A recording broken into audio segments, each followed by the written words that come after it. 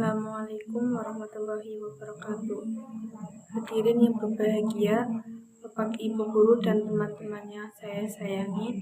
Pertama-tama, marilah kita panjatkan syukur kehadirat Allah Subhanahu wa taala yang telah memberikan kita banyak sekali nikmat sehingga kita dapat berkumpul di sini.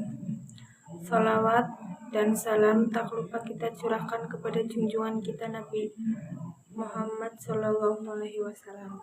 Bertepatan tanggal 27 Rajab, hari ini kita memperingati salah satu peristiwa yang penting yang dialami oleh Nabi Muhammad Shallallahu Alaihi Wasallam. Maka izinkan saya menyampaikan sebuah kultum berjudul peristiwa Isra Mi'raj. Sebelum kita membicarakan mengenai peristiwa Isra Mi'raj, ada baiknya kita mengenal terlebih dahulu arti kata Isra Mi'raj.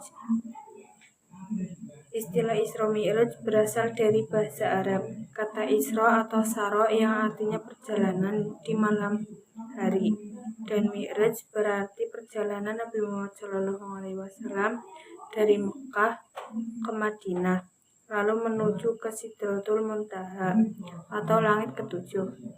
Sesuai dengan maknanya, Isra Mi'raj terdiri dari dua peristiwa yang saling berhubungan.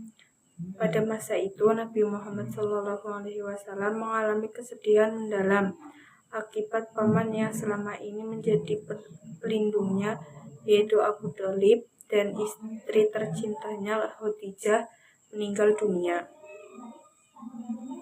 Oleh sebab itu, Allah Subhanahu wa taala kemudian hendak menghibur Nabi agar tak lagi bersedih dengan menunjukkan bukti keagungan dan kasih sayang kepada para hambanya. Namun sebelumnya ada tujuan utama lain yang Allah Subhanahu wa taala berikan kepada Nabi Muhammad SAW.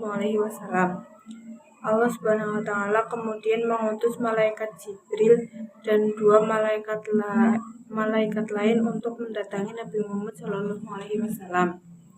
Perjalanan atau Isra Nabi Muhammad bermula ketika malaikat Jibril dan kemudian beliau dibawa menuju sumur Zam-Zam, lalu dibelah dadanya dengan maksud membersihkan hati Nabi Muhammad SAW, seperti ketika beliau masih kecil. Setelah dada Nabi Muhammad SAW dibelah, malaikat Jibril kemudian membuang sebagian dari setan yang di hati Nabi sebelum menutup kembali dada beliau.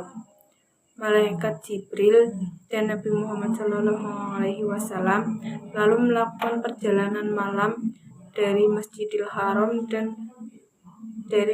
Haram di Mekah menuju Masjidil Aqsa di Yerusalem. Keduanya menempuh jarak yang sangat jauh dalam waktu singkat dengan mengendarai burak.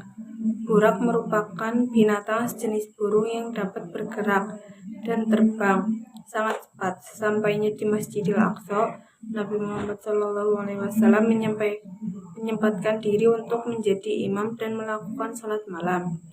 Setelah singgah, Nabi Muhammad SAW dan malaikat Jibril melanjutkan perjalanan atau Mi'raj menuju ke langit 7.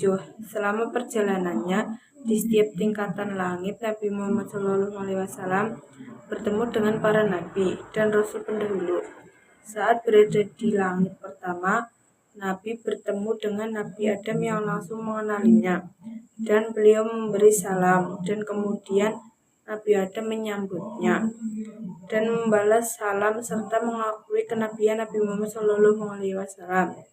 Nabi Muhammad SAW dan malaikat Jibril melanjutkan perjalanan menuju langit kedua. Di sana Nabi Muhammad SAW menjumpai Nabi Yahya dan Nabi Isa. Sementara di langit ketiga, Nabi Muhammad SAW bertemu dengan Nabi Yusuf. Di langit keempat ada Nabi Idris, dan langit kelima ada Nabi Harun. Saat di langit ke-6, Nabi Muhammad SAW bertemu Nabi Musa dan Nabi Ibrahim di langit ke-7. Setelah Nabi Muhammad SAW melampaui langit ke-7, malaikat Jibril tidak bisa lagi menemani karena tidak mendapat izin dari Allah Subhanahu wa taala. Nabi Muhammad SAW kemudian menuju Baitul Ma'mur dan menghadap kepada Allah Subhanahu wa taala.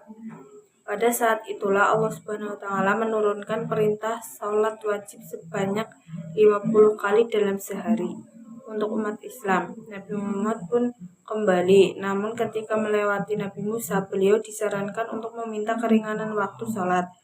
Nabi Muhammad SAW sampai mondar-mandir beberapa kali untuk meminta keringanan waktu salat kepada Allah Subhanahu wa taala, hingga akhirnya diputuskan hanya menjadi 5 waktu salat dalam sehari. Saat diminta oleh Nabi Musa untuk kembali meminta keringanan, Nabi Muhammad SAW menolak karena beliau merasa malu kepada Allah Subhanahu wa taala dan telah rela menerima perintah tersebut. Sekembalinya Nabi Muhammad SAW ke Mekah, beliau menceritakan peristiwa Isra Mi'raj yang dialaminya kepada para pengikutnya.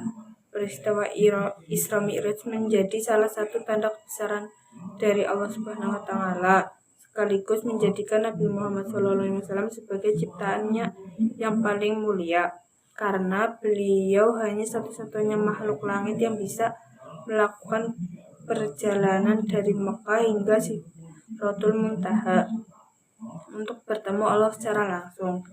Maka dari itu, mari tingkatkan keimanan dan ketakwaan kita kepada Allah Subhanahu wa taala agar selalu mendapat berkah dan perlindungannya. Semoga peringatan Isra Mi'raj kali ini bisa menjadi refleksi kita bersama untuk lebih mendekatkan diri kepada Allah dan mengejar kesempurnaan iman dan Islam. Teman-teman, Bapak atau Ibu guru yang saya hormati, mungkin hanya itu saja yang bisa saya sampaikan. Saya mohon maaf apabila ada salah-salah kata dan perbuatan. Saya akhiri. Wassalamualaikum warahmatullahi wabarakatuh.